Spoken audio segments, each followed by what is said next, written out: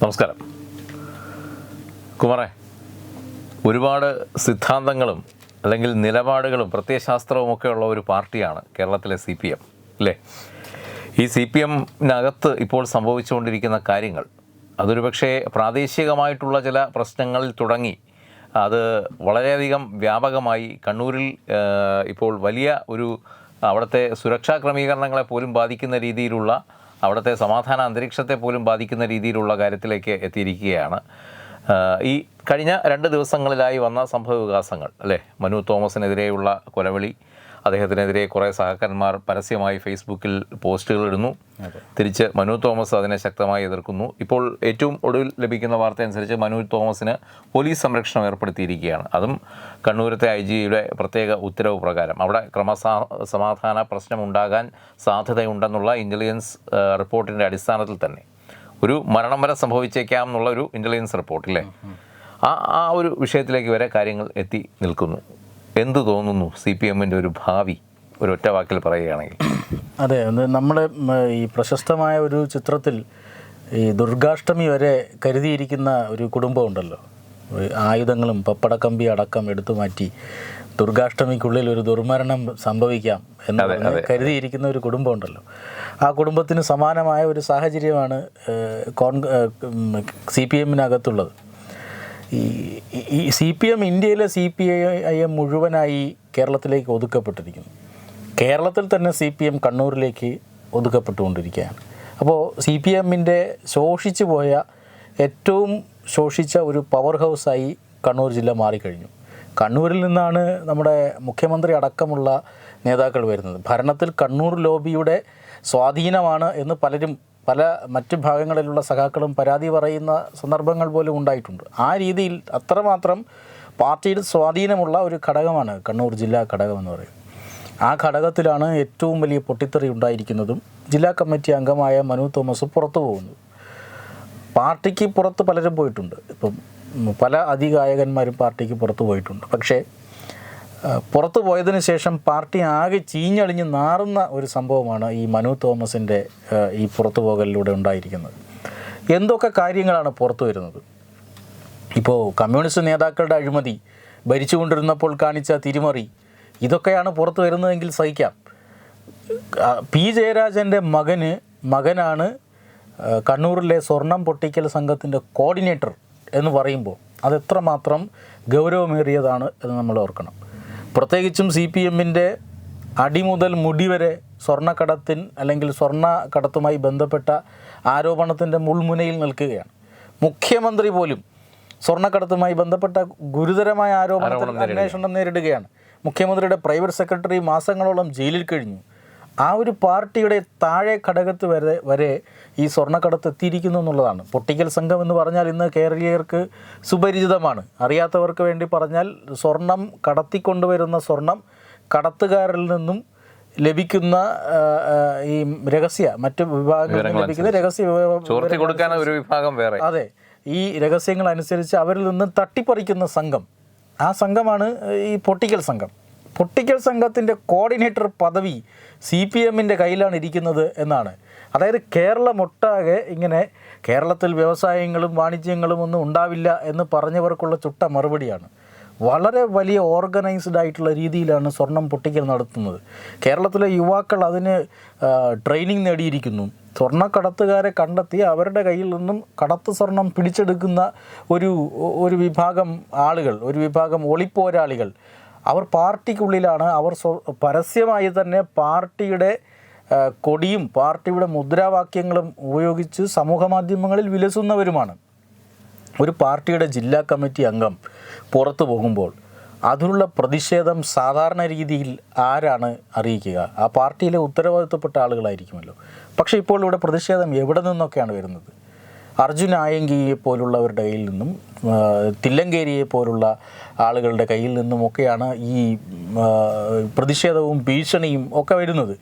മനു തോമസിൻ്റെ ഈ അഭിപ്രായ പ്രകടനത്തിൽ കണ്ണൂർ ജില്ലയിൽ എപ്പോൾ വേണമെങ്കിലും ഒരു സഖാവ് മറ്റൊരു സഖാവിനെ വെട്ടിക്കൊന്നേക്കാം, അല്ലെങ്കിൽ സഖാക്കന്മാർ അടിച്ചു പിരിഞ്ഞ് വലിയൊരു സംഘർഷ സാധ്യത തന്നെ ഇന്റലിജൻസ് വിഭാഗം അവിടെ പ്രതീക്ഷിക്കുന്നുണ്ട്. അവരുടെ രഹസ്യ അന്വേഷണ വിഭാഗം നടത്തിയ പ്രത്യേക അന്വേഷണത്തിൽ അത് അവർക്ക് സ്ഥിരീകരിക്കാൻ കഴിഞ്ഞിട്ടുണ്ട്. തീർച്ചയായും ഈ കേരളത്തിലെ ഒരു വലിയ ഏറ്റവും വലിയ ഹിന്ദു പാർട്ടി അതാരാണ് എന്ന് ചോദിച്ചാൽ CPM ആണ്.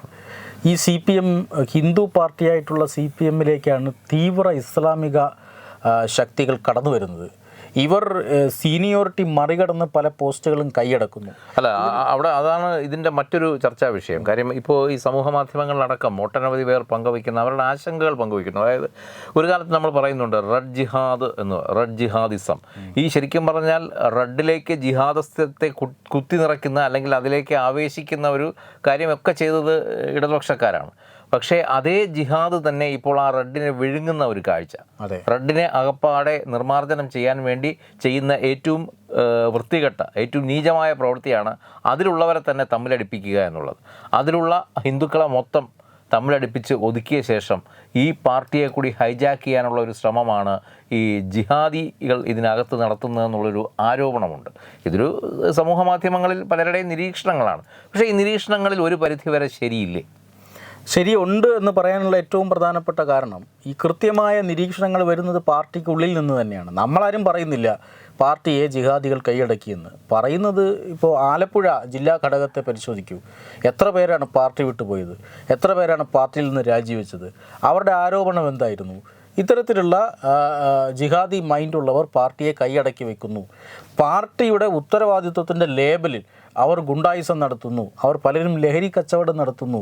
അവർ പലരും മയക്കുമരുന്ന് കച്ചവടം നടത്തുന്നു. ഇത് പാർട്ടിക്ക് നിരക്കുന്നതല്ല എന്ന് വിളിച്ചു പറഞ്ഞുകൊണ്ട് ഒട്ടനവധി സഖാക്കൾ പാർട്ടി വിട്ടിട്ടുണ്ട്. ഇപ്പോൾ MP ഗോവിന്ദൻ തന്നെ പറയുന്നുണ്ടല്ലോ, പാർട്ടിയിൽ നിന്ന് BJPയിലേക്ക് വോട്ടുകൾ ഒഴുകിയിട്ടുണ്ട്. അതിന് കാരണം മറ്റു പലരെയുമാണ് പറയുന്നത്. വെള്ളാപ്പള്ളി വരെ പറയുന്നുണ്ട്. വെള്ളാപ്പള്ളിയാണ് പാർട്ടിയിൽ നിന്ന് വോട്ട് കോരിയെടുത്ത് BJPയിലേക്ക് കൊണ്ട് തട്ടിയത് എന്ന് വരെ പറയുന്നുണ്ട്. പക്ഷേ ഈ സംസ്ഥാന നേതൃത്വം ഇത്തരം ആരോപണങ്ങളിൽ എന്ത് നടപടി സ്വീകരിക്കുന്നു എന്നത് സംബന്ധിച്ച് കേരളത്തിലെ പൊതുസമൂഹത്തിന് ഒരു ആത്മവിശ്വാസവുമില്ല. ഇത്തരത്തിലുള്ള ഇപ്പോൾ മനു തോമസ് പുറത്തു പോകുന്നു.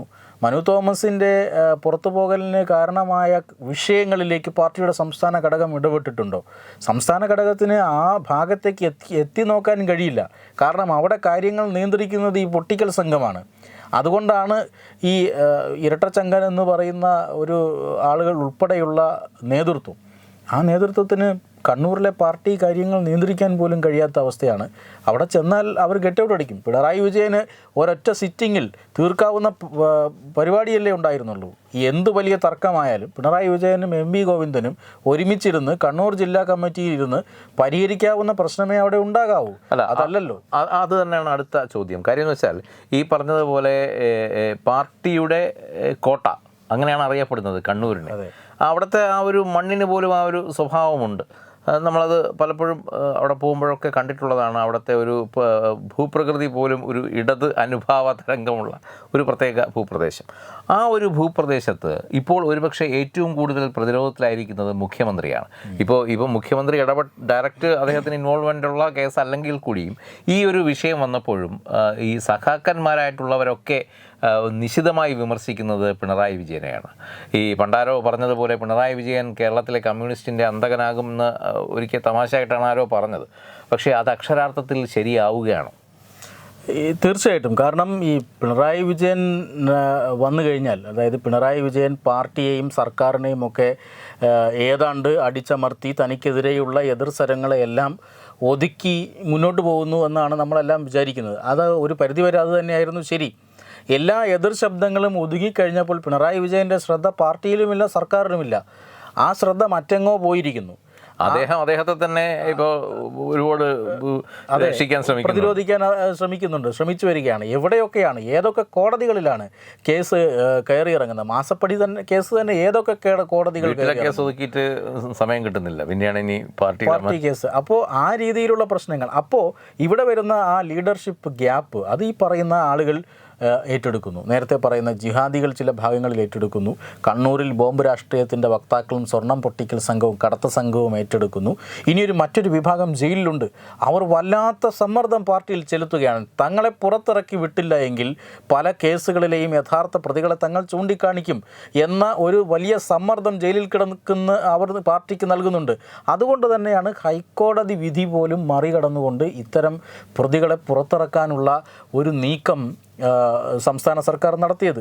അത് പുറത്തായപ്പോൾ ഇന്നലെ ഈ പാർട്ടി കേരളത്തിൻ്റെ ചരിത്രത്തിൽ തന്നെ CPM ഇത്രമാത്രം നാണം കെട്ട ഒരു ദിവസം ഉണ്ടായിരുന്നില്ല.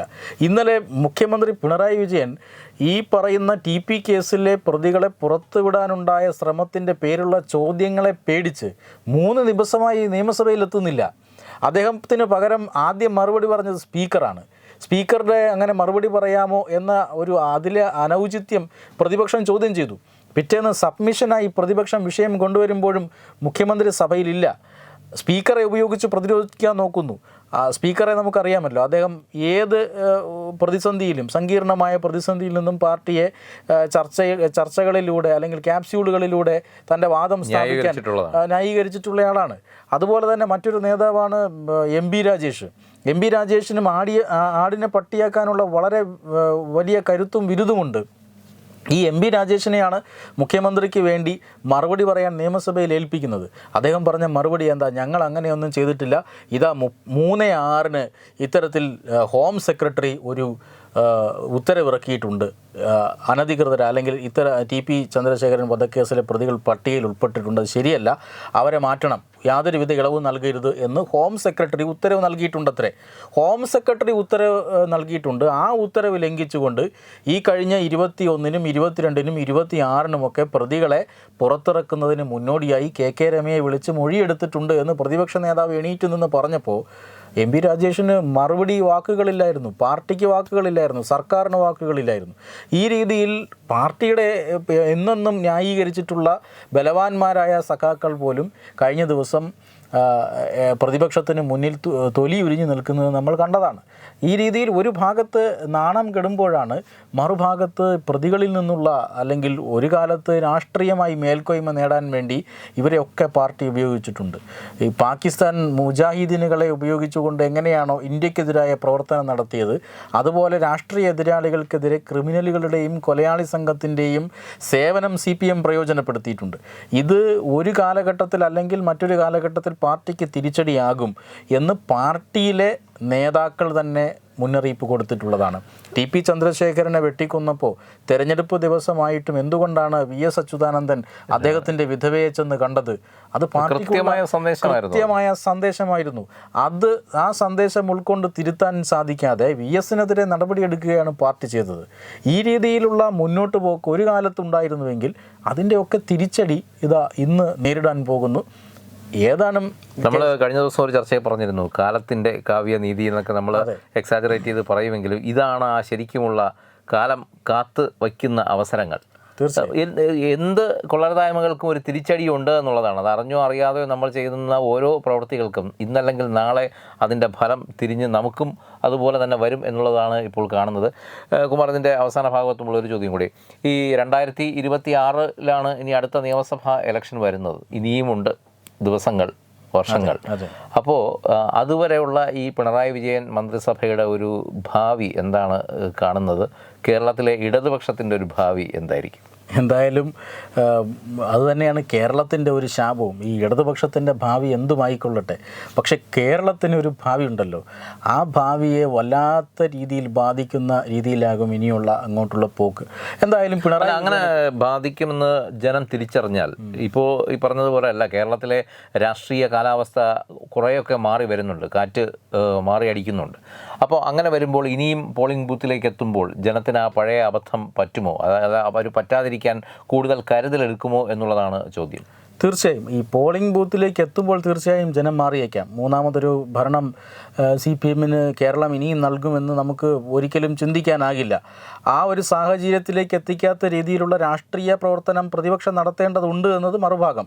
എന്തായാലും കൂടി മൂന്നാമതൊരു ഒരു തവണ കൂടി ഇനിയിപ്പോൾ നേതൃമാറ്റം ഉണ്ടായാൽ പോലും ഒരു പക്ഷേ CPM ഒരു കേന്ദ്ര നേതൃത്വം ഉണ്ടായിരുന്നുവെങ്കിൽ നേതൃമാറ്റത്തിലൂടെ പ്രശ്നം പരിഹരിക്കാമായിരുന്നു. ഇപ്പോൾ ആ ഒരു കേന്ദ്ര നേതൃത്വം ഇല്ലല്ലോ. അതുകൊണ്ട് ഇനിയിപ്പോൾ നേതൃമാറ്റം ഉണ്ടായാൽ റിസർവിലൊരു മുഖ്യമന്ത്രി ഇപ്പോഴും ഇരിപ്പുണ്ട് അവർക്ക്, എസ് രാമേന്ദ്രൻ പിള്ള. ആ മുഖ്യമന്ത്രിയുടെ കാലം കഴിഞ്ഞു. ആ മുഖ്യമന്ത്രിയുടെ ആ ഡ്യൂട്ടി കഴിഞ്ഞല്ലോ, അദ്ദേഹം വിരമിച്ചല്ലോ.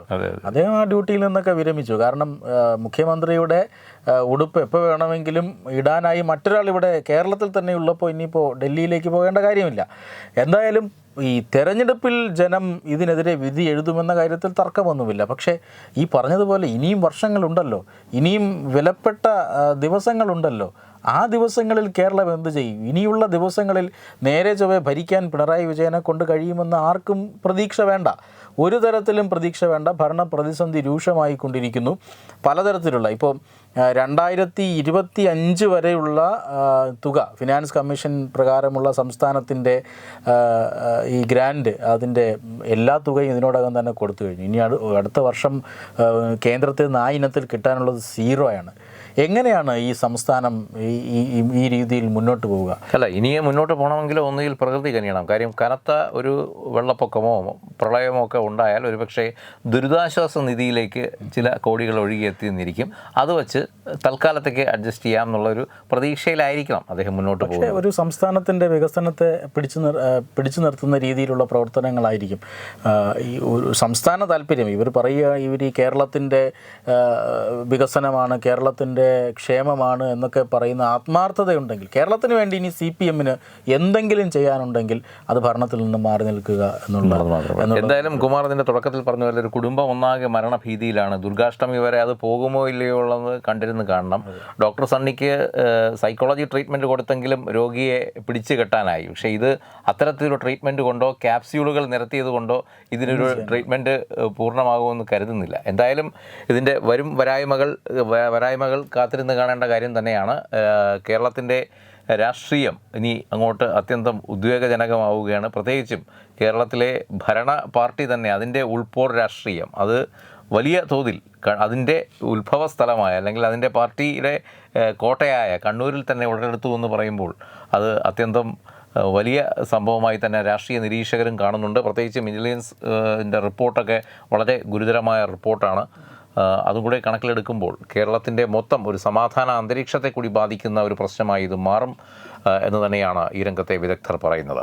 Web desk Tattvamayi news. Powered by Jyothis, realising your dream home. Our ongoing luxury apartments projects are Crown near Karivattam, The Square near UST Global, White Manor near Attigal Ambalathra, and Evergreens Luxury Villas near Tirumala. Call 90482 55599. Jyothis Building Promoters Private Limited, Thiruvananthapuram.